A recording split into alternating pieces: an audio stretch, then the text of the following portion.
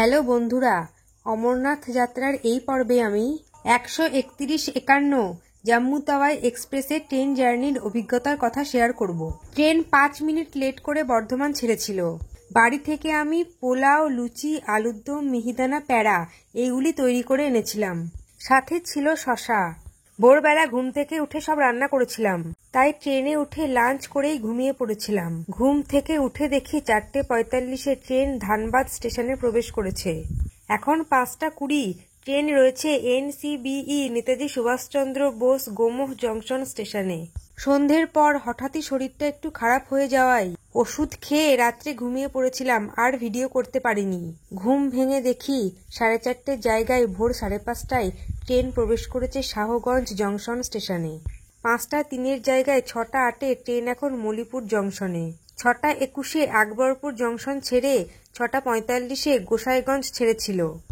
এর পরেই ট্রেন রামের জন্মভূমি অযোধ্যা ধাম জংশন পার করে প্রবেশ করল অযোধ্যা ধাম ক্যান্টনমেন্ট স্টেশনে। ইতিমধ্যে ট্রেন 1 ঘন্টা লেটে চলছিল। অযোধ্যা ধাম ক্যান্টনমেন্টে 5 মিনিট স্টপেজ থাকার কারণে ট্রেন ওখানে বেশ কিছুক্ষণ দাঁড়িয়েছিল। 7:06 জায়গায় 7:56-তে ট্রেন ছিল সোহাবাল স্টেশনে। ইতিমধ্যে ট্রেন লেট কভার করে 7:27 জায়গায় 7:17-তে ঢুকেছিল রুদাউলি স্টেশনে। আবারও ট্রেন 10 মিনিট লেট করে 8:48 জায়গায় 8:58-তে প্রবেশ করেছিল সাফদারগঞ্জ স্টেশনে। ট্রেন আবারও লেট কভার করে 9:56 জায়গায় 9:20-তে বারাবাঙ্কি জংশন স্টেশনে প্রবেশ করলো। ওইদিকে দাঁড়িয়ে রয়েছে অমৃতসর থেকে জয়নগর যাওয়ার ট্রেন। ট্রেনে আমাদের প্যাসেঞ্জাররা বেশিরভাগই ছিলেন অমরনাথ যাত্রী এবং ওনাদের একটা 50 জনের বড় গ্রুপ ছিল। ট্রেনে ওনারা কোনো খাবার কিনে খায়নি। যখনই খিদে পাচ্ছিল অনেক মুড়ি এনেছিল, সেগুলোই মেখে খাচ্ছিল। তাই আমাদেরও একটু ঝালমুড়ি মাখিয়ে দিল খাওয়ার জন্য। 12:40 জায়গায় 12:06 ট্রেন প্রবেশ করলো লখনৌ জংশন স্টেশনের 3 নম্বর প্ল্যাটফর্মে।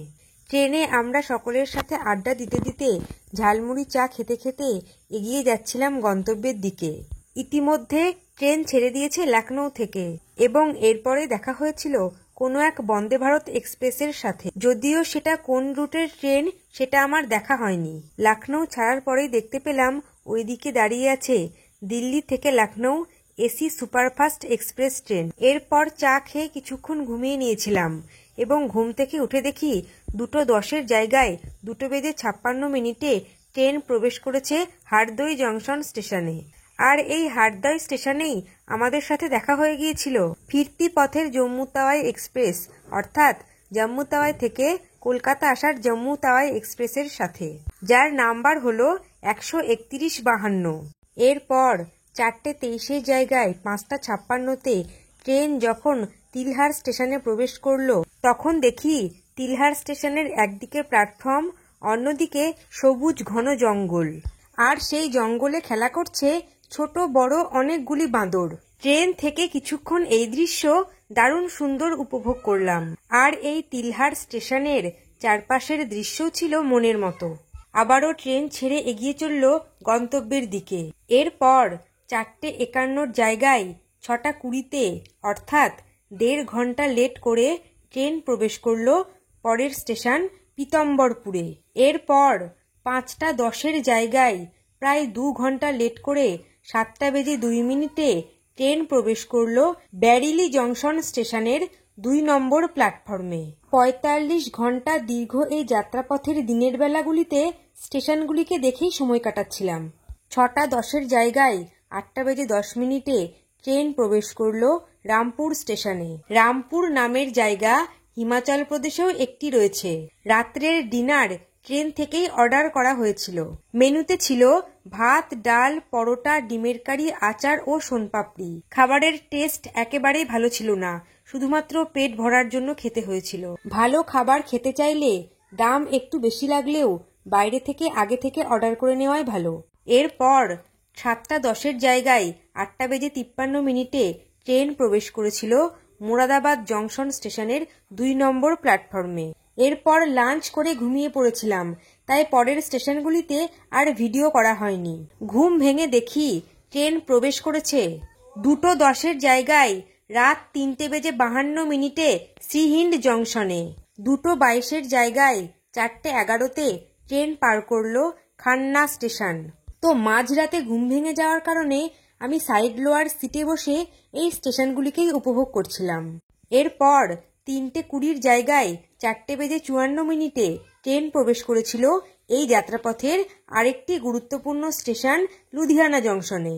এরপর 3:20 জায়গায় 5:36 ট্রেন প্রবেশ করেছিল ফিলার জংশনে। 4:04 জায়গায় 5:53 ট্রেন প্রবেশ করেছিল ফাগুয়ারা জংশন স্টেশনে। সেই সাথে আমাদের মনেও একরাশ উত্তেজনা কাজ করছিল, কারণ 45 ঘন্টার জার্নি কমপ্লিট করে আর মাত্র 4 থেকে 5 ঘন্টার মধ্যেই আমরা নেমে যাব বহু প্রতীক্ষিত জম্মু তাওয়াই স্টেশনে। এরই মধ্যে জলন্ধর ক্যান্টনমেন্ট জংশন স্টেশন পার করার পরেই চা দিয়ে একটু গলা ভিজিয়ে নিলাম। 5:26 জায়গায় 7:03 ট্রেন প্রবেশ করল দাসুয়া স্টেশনে। এরপরেই এসেছিল পাঠানকোট ক্যান্টনমেন্ট স্টেশন। তো এর আগে আমি অনেক ভিডিওতে দেখেছিলাম পাঠানকোট ক্যান্টনমেন্ট স্টেশন পার করার পরেই প্রিপেড সিম আর কোনো কাজ করে না, কিন্তু আমার ভোডাফোনের সিম ছিল এবং পাঠানকোট ছাড়ার পরে কাঠুয়াতে গিয়েও আমি মোবাইলে টাওয়ার পেয়েছিলাম। আর আমি মোবাইলের দিকে তাকিয়েছিলাম কখন টাওয়ার যাবে সেই অপেক্ষায়। কাঠুয়া স্টেশন ছাড়ার বেশ কিছুক্ষণ পর একটা নদী ব্রিজ পড়ে। সেই ব্রিজ পার করার পরেই আমার মোবাইলের টাওয়ার আউট হয়ে গিয়েছিল। এটা আমি খুব ভালোভাবে লক্ষ্য করেছিলাম। তো চলো এবার আমাদের কোচ ও সিট দেখিয়ে দিই। আমাদের কোচ ছিল 3AB4, সিট নাম্বার ছিল 71, 72 আর 65, সাইড লোয়ার, সাইড আপার আর আপার। দরজার পাশেই সিট হওয়ার কারণে সারা রাত দরজা খোলার ও বন্ধ করার আওয়াজে ঠিকমতো ঘুমাতে পারিনি। তো আমি সবাইকে সাজেস্ট করব সিট নাম্বার 1 থেকে 8 ও 65 থেকে 72 এই সিটগুলি বাদ দিয়ে রিজার্ভেশন করার, যদি সিট অ্যাভেলেবেল থাকে তবে।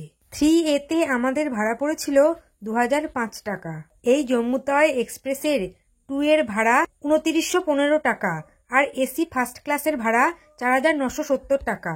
হাওড়া থেকে 123-31 হিমগিরি এক্সপ্রেসও আসে জম্মু তাওয়াই স্টেশনে। মঙ্গল, শুক্র, শনি এই 3 দিন ছাড়ে এই ট্রেন। ভাড়া সামান্য বেশি হলেও সময় লাগে 37 ঘন্টা 5 মিনিট। জম্মু তাওয়াই এক্সপ্রেস ট্রেনের থেকে প্রায় 8 ঘন্টা কম সময় নেয়। কাঠুয়া পার করার পরেই আমরা রেডি হতে লাগলাম নামার জন্য। এই যে ট্রেনে মেকআপ বক্স নিয়ে মেকআপ চলছে সংযুক্তাদির। এই যে নিজে মেকআপ করছে, ও প্যাসেঞ্জারদেরকে মেকআপ করে দিচ্ছে। এত সুন্দর মুখটা। এই হলো আমাদের কোচ ও ভিতরে সমস্ত প্যাসেঞ্জাররা রেডি হচ্ছে নামার জন্য। ট্রেন প্রায় 1 ঘন্টা লেট করে জম্মু তাওয়াই স্টেশনে ঢুকেছিল আর আমরাও দেরি না করে লাগেজ নিয়ে আস্তে আস্তে নামতে শুরু করলাম। আর নামার সাথে সাথে লক্ষ্য করলাম পুরো স্টেশন চত্বর মুখরিত হয়ে উঠেছে জয় বাবা বরফানি, হর হর মহাদেব ইত্যাদি ধ্বনিতে। হর হর মহাদেব, হর হর মহাদেব, জয় বাবা বরফানি। এদিকে সংযুক্তাদের প্রচুর লাগেজ ছিল, তাই কুলির সাথে কথা বলছিল লাগেজ বাইরে নিয়ে যাওয়ার জন্য। কুলির সাথে 150 টাকায় কথা ফাইনাল হলো।